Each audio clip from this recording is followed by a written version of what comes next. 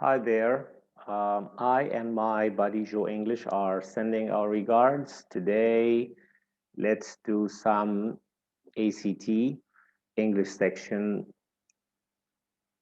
test questions together. So without further ado, let's share the PDF. Okay, today we are doing this passage entitled the Paris Metro. The Paris Metro. Let's go for question 46.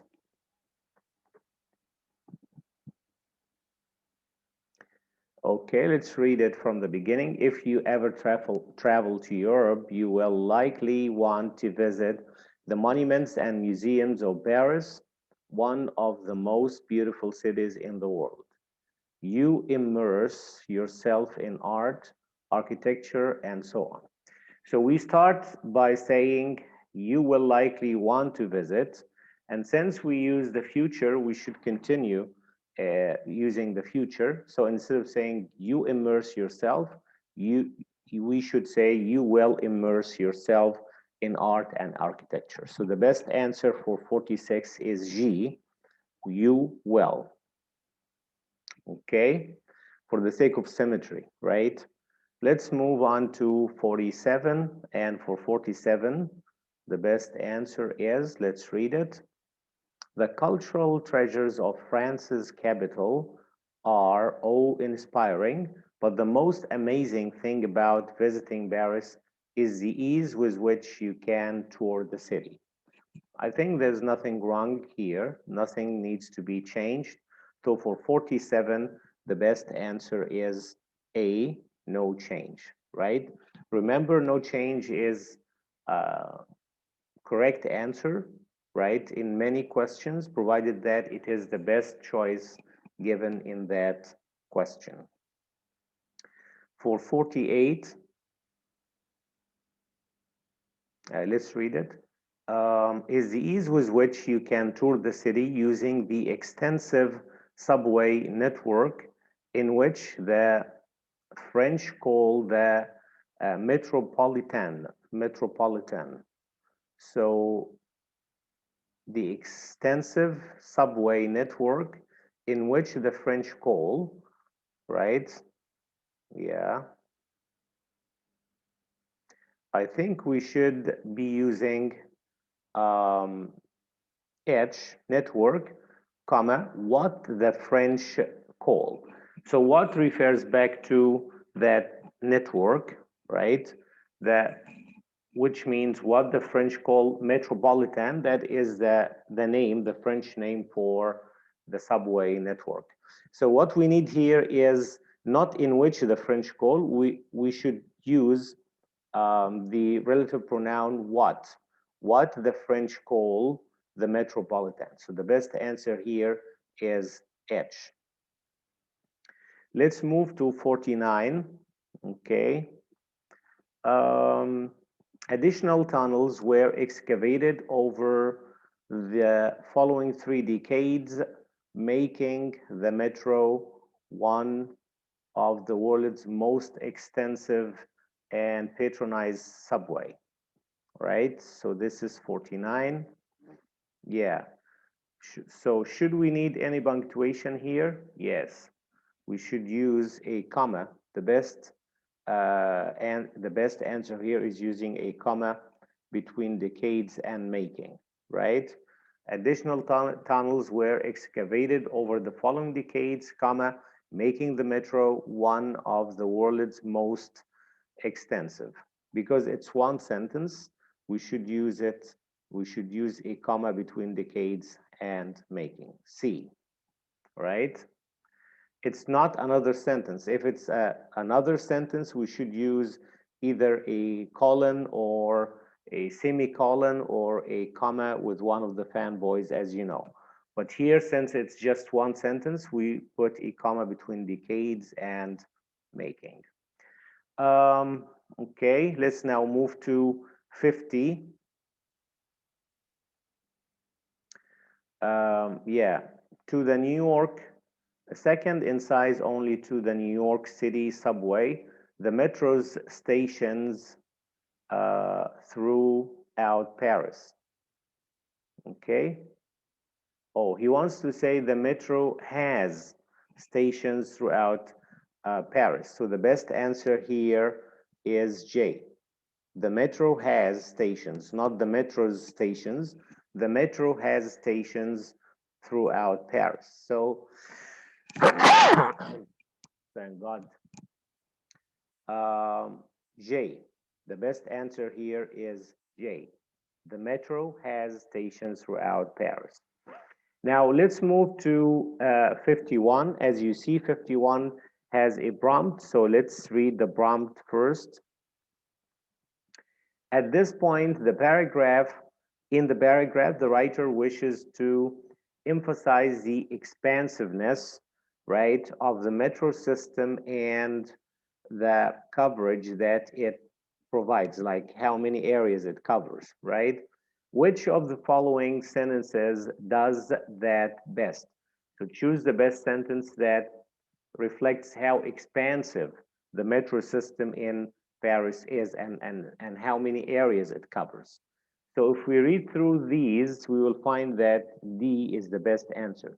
You cannot walk anywhere along the streets of Paris without encountering a staircase that descends to a metro station. So almost everywhere, in every street, you will find the entrance of uh, a metro station, right? Which means it covers so many areas and it's very big, it's expansive, right? So D is the best answer for 51. Let's now move to 52. Yeah. Let's read the sentence from the beginning. The metro is ideal for a tourist travel, no matter what country you are from, all major sites, blah, blah, blah. Yeah, so no change, or your country of origin, or even if you are not French, or omit the underlined portion. So since he is or she is a tourist, so regardless of what country you are from, this means he is not French. A tourist who is visiting Paris, this means he is not French, so there's no need to repeat this information or to make the sentence bigger for no more or for no new piece of information. As you know, on the ACT and the SAT, being short is better. Shorter is better, right? It doesn't apply in all cases, but here in this case, if there is a case of repetition and nothing new is added, then we should go for the shorter answer. So omit the underlined portion is the best answer here. J. 52, the best answer is J. Let's now move to 53. Let's read it from the beginning. All major sites in the city have a nearby station, most named by the attraction they are near. It should be named for the attraction they are near. So named for, it's like named after, for example, right? So instead of saying by, named by, we should say named for. So B is the best answer for 53. So remember, named for is equal to named after. This place or this auditorium is named after this person, for example. Also, when you say this area is named for the attraction they are near. So if this metro station is near the Louvre Museum, you can name it for the Louvre. So this metro station is named for the Louvre Museum, for example. Named for meaning named after. Okay, so the best answer for 53, as we said, is B. Let's now read 54. I love the feeling of going underground at one attraction and coming back to the surface in another famous place. If you read the sentence, it's smooth. There's nothing to be changed. Nothing is wrong here. So no change is the best answer. Remember, no change is a good and acceptable answer in many questions, provided that it is actually the best answer or the best choice given in that question. And provided that it's correct, there's nothing wrong here, right? So 54, the best answer is F. Okay, let's now move to 55.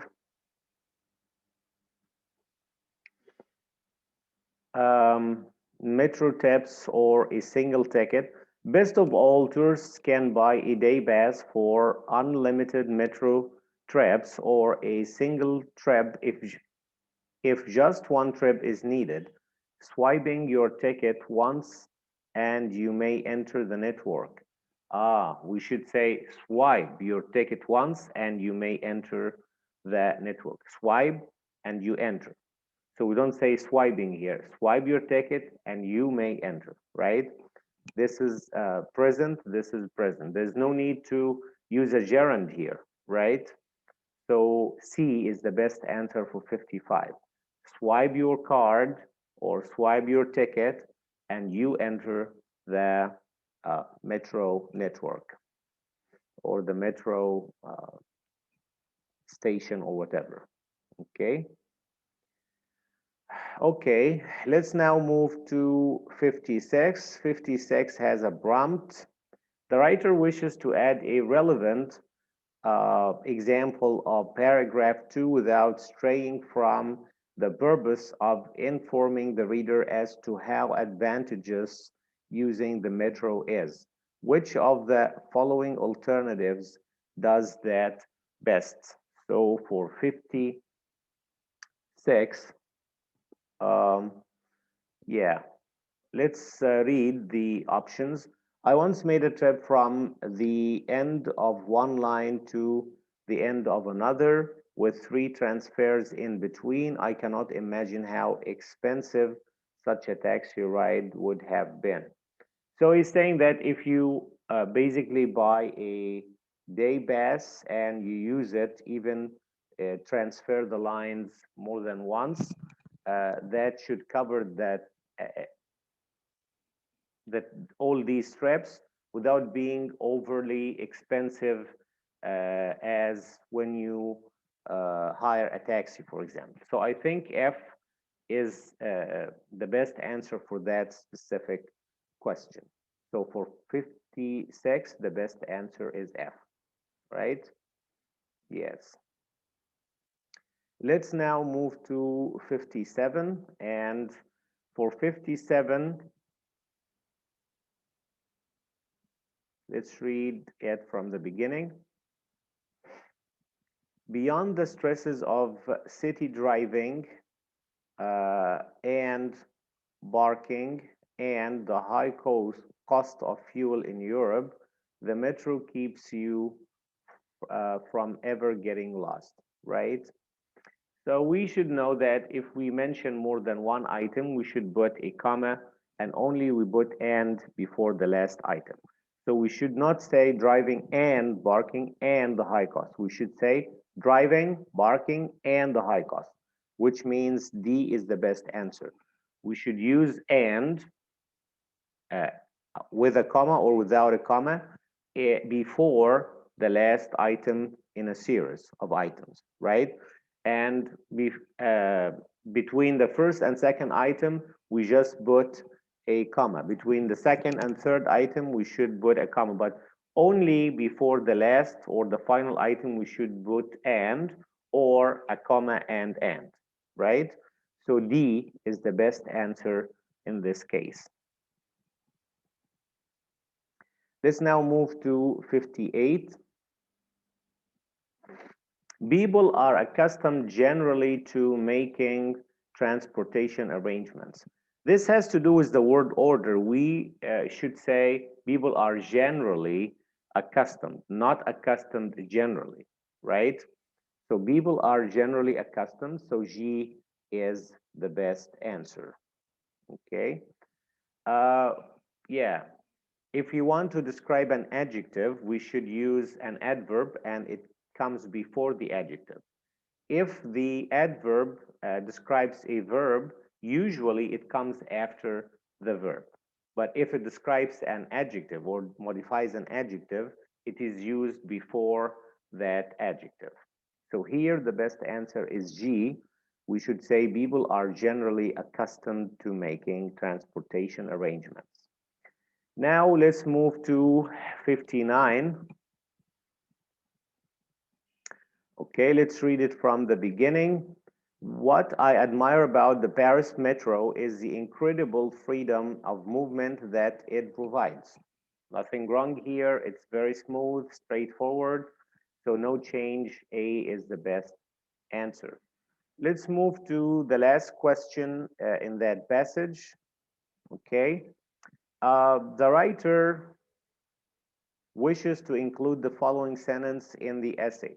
When you've had your fill, you can simply stride right into the nearest metro station, look at the map, and head straight for home.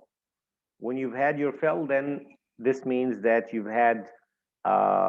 done all you want to do in that day. You've enjoyed and you've spent the time that made you happy and so on. This means this is the meaning of you've had your fill. You've had your fill. All right. So this sentence will fit most smoothly and logically into which paragraph? Is it before the last sentence or after the last sentence or before the last sentence? The last sentence in H.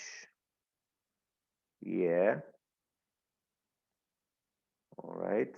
Before the last sentence or before the last sentence? 3 or 4?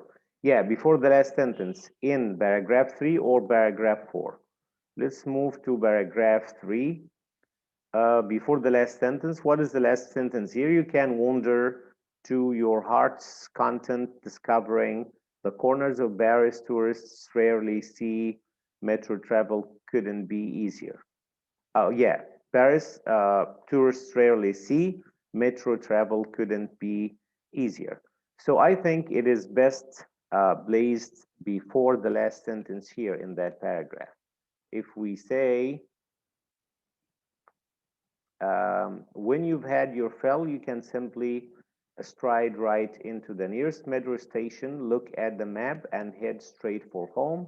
And then we say, you can wander your heart's content, discovering the corners of Paris tourists rarely see. Metro travel couldn't be easier. So the best choice here is H. For 60, the best choice is H. Okay, the best thing to do if you answer an ACT or SAT test is to stay calm. If you could not answer one sentence, or if you're not sure of the answer of one question, remain calm because you still have other questions. If you let that one question that slipped through your fingers make you a little bit jittery or worried, you will still lose other questions. So instead of doing that, focus on the new question. Another tip is to leave the difficult questions or the questions that need time, like what is the best and logical place for that sentence and stuff like that, to the end of the test. If you still have time, you can use a process of elimination and decide which between the remaining choices, which one is better. If not, you can just hit any choice, hoping that it could be the best answer. Good luck for everybody. I'll see you in the next one.